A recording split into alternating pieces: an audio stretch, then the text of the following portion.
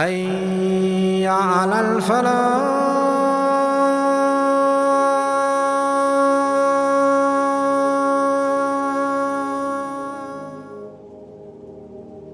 Allah says, the day when neither wealth nor children will be of any benefit, only those who come before Allah with a pure heart will be saved. As Muslims, it is essential to heed this call and strive to purify our hearts of negative qualities such as sin, malice, envy, worldliness, greed, and arrogance. Instead, we should replace these negative traits with positive qualities such as generosity, compassion, benevolence, and gratitude. Frequently, the term Qalb As-saleem is translated as a pure heart. In many of our minds, a pure heart is often connected to a person who commits no sins, who does not err. For most of us, it's impossible to live a sinless, errorless life. This makes some of us feel like Qalb As-saleem is somewhat an unattainable goal. But Qalb As-saleem wasn't understood to relate to perfection by Qur'anic commentators. According to Muhammad Ibn Sîrîn, the Qalb As-saleem knows that Allah is the truth, that the hour is coming without doubt, and that Allah raised the dead from their graves. When the Prophet ﷺ described the heart as pure, what did he mean? Pure in what sense? He didn't mean that a pure heart will not commit sins. Rather, it is pure because it has deleted its sins. In the dunya, as the Prophet ﷺ described, all the children of Adam are liable to commit mistakes. Committing mistakes or committing a sin does not make you a bad person. Of course, depends on the details, but generally speaking, you go back and repent and polish it up and seek istighfar. And if the sin is related to people, you apologize, and so on and so forth, to give compensation or whatever might be the case. Envy, hatred, or rancor corrupt the heart. If a heart has these feelings in it, it won't be classified as a pure heart, because it'll be disturbed by what it's been occupied with. This is why we need to be very careful. It's a very painful process to get rid of these diseases, as they have deep roots, and sometimes it takes a huge effort to uproot them. The longer you leave negative feelings, the harder it is to uproot them. The quicker you do the istighfar, the quicker you can polish your heart, inshallah ta'ala. The greatest need of our time is for us as believers to return to Allah and focus on purifying our souls. The root of most of the world's problems is diseased hearts. Hearts which do not know Allah. Hearts which are full of arrogance, greed, and selfishness. Hearts which have become corrupted by sins and no longer taste the sweetness of Iman. Hearts torn apart by pride, envy, and hatred, resulting in a fractured ummah. While we have external enemies, the shaitan of the jinn and humans, we have a greater enemy lurking within, the nafs, inner self, ego. Our nafs encourages us to disobey Allah subhanahu wa ta'ala and to give preference to this worldly life. In an era where we are bombarded with doubts, shubuhat, and desires, shahawat, it is even more important that we learn about the nature of our nafs, what purifies it, and what beautifies it. If we wish to be successful on the Day of Judgment, then in this world, we must develop a sound heart, Qalb As-saleem. In order to achieve a sound heart, we must, 1, purify our hearts from its diseases and evil characteristics, such as shirk, showing off, riya, envy, hatred, pride, greed, heedlessness, hypocrisy, and the love of the world and leadership. 2, beautify our hearts with the actions of the heart and praiseworthy characteristics.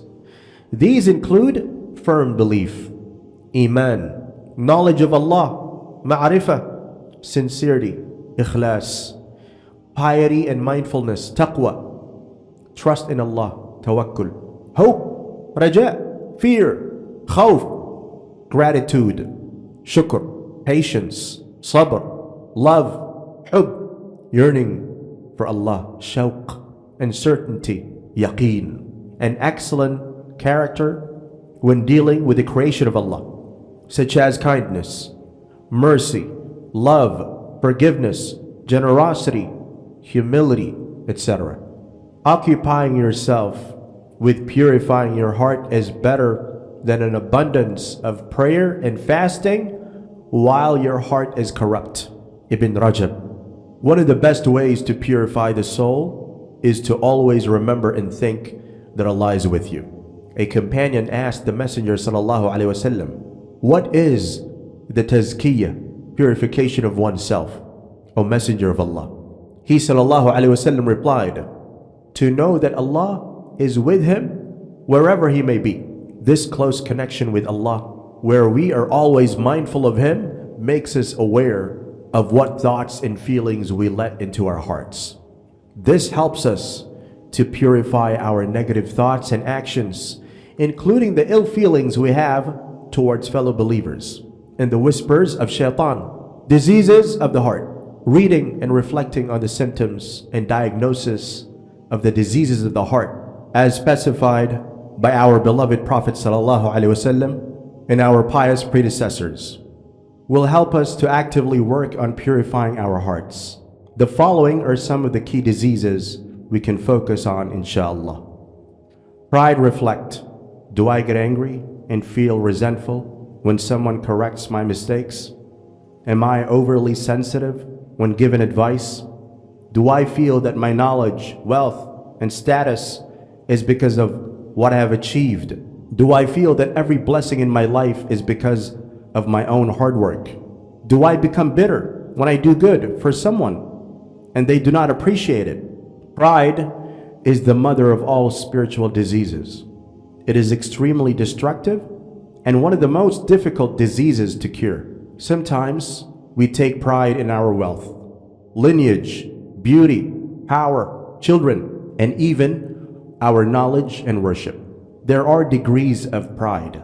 Extreme pride and arrogance lead to outright kufr and the rejection of Allah. The victim thinks he has no need for his creator and attributes all his successes to himself. The Messenger of Allah ﷺ said, the person who has the slightest amount of pride in his heart will not enter paradise.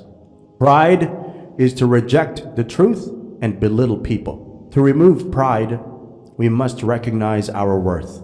Allah created us from broken soil and unclean sperm. We were nothing, and Allah gave us life. We should contrast this lowly state with the magnificence of Allah, and this should help us remain humble. Envy. We live in an age of envy. Gone are the days where we would only envy those whom we saw. Thanks to social media, we have access to the little details of millions around the world. This often leaves us feeling envious of lifestyles we see others enjoying, but we ourselves cannot have access to. Even though we know that images are heavily filtered and present a distorted image of reality, this does not stop our hearts from feeling envy. Envy, hasad, is being resentful of what others have and wishing that they would lose that blessing. Sometimes this feeling creeps up on us without realizing. If we fight back against it, inshallah, we will be rewarded. However, if we act upon this feeling and allow it to eat up our insides, then this is haram. Envy ruins our good deeds. It leads to hatred and tension. It tears down relationships and breaks families. A remedy for treating envy is to reflect on why we are envious of that person, and then think about who Allah is and how much He has given us. Allah is Al-Adl, the most just, and we should be content with His decree. Perhaps we envy one thing about that person, but we are unaware of 10 other problems that this person faces. Constantly seeing profiles and updates from photoshopped lives leads to ungratefulness, self-loathing, and even depression. This often stems from the envy that social media triggers. Let us leave this vice, and we will feel happier and content, inshallah. Beware of envy, for it consumes good deeds, just as fire consumes wood or grass. Hatred. There is nothing shaitan loves more than tearing up relationships and shattering sacred bonds. Our beloved Prophet ﷺ said, the deeds are presented every Monday and Thursday. Allah forgives every person who does not associate anything with Allah on that day, except the person who holds hatred towards his brother. It is said, leave them until they have both reconciled. Leave them until they have both reconciled. Similarly, he ﷺ said, no one should convey to me anything regarding one of my companions, for I love to meet you with a pure heart. When Zayd bin Aslam rahimahullah entered upon Abu Dujana radiallahu anhu in his final illness, his face was glowing. When he was asked for the reason behind this, he said, there are two deeds which I am depending on. Firstly, I only used to speak about matters which concerned me. And secondly, I always maintain a pure heart towards my fellow Muslims. Glad tidings to the one whose own faults occupied him from the faults of others. Woe to the one who forgot his own faults and occupied himself with the faults of others. Ibn al-Qayyim, rahimahullah. A common cure for treating these diseases, pride, envy, and hatred, is to be good to those you have these negative feelings towards. Give them gifts and do nice things for them, especially when you don't feel like doing so. Praise them when your heart seeks to criticize or backbite about them. Meet them with respect and humility. Do dua for them, especially when your heart does not incline to do so. Ujub. Ujub refers to feeling pleased with one's own accomplishments. This stems from thinking too high of oneself, being ignorant of one's own nature and faults, while failing to recognize who Allah is and the rights He has over His servants. Ibn al-Qayyim rahimahullah writes that when this occurs, it gives rise to conceit, pride, and such afflictions that are worse than the major external sins such as zina, drinking alcohol, and fleeing from the battlefield, etc. He further writes, a sin that causes you to humble yourself to Him is dearer to Him than a righteous act accompanied by boastful self-righteousness. If you sleep all night, then wake up feeling regret for not having prayed Qiyam al-Layl, that may be better for you than if you were to pray all night and wake up in the morning filled with self-admiration.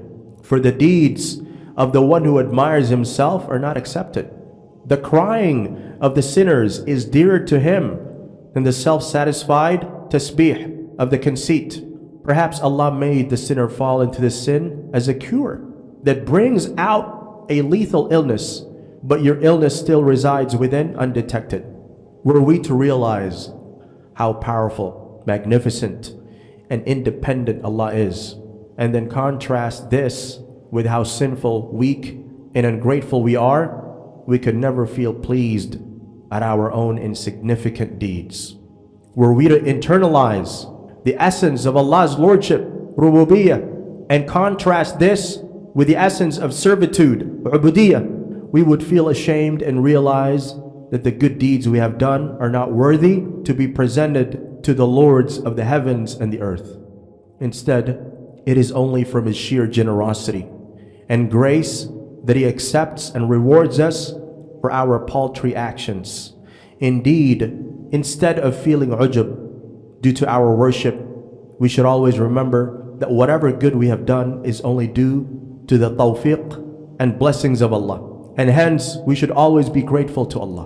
When you are pleased with your nafs, inner self, and your deeds for Allah, then know that He is not pleased with you. How can anyone who knows that his nafs is the abode of every defect and evil, and his deeds open to every deficiency and damage, be pleased with his nafs and his deeds for Allah? May Allah, Al-Quddus, the pure, purify our hearts.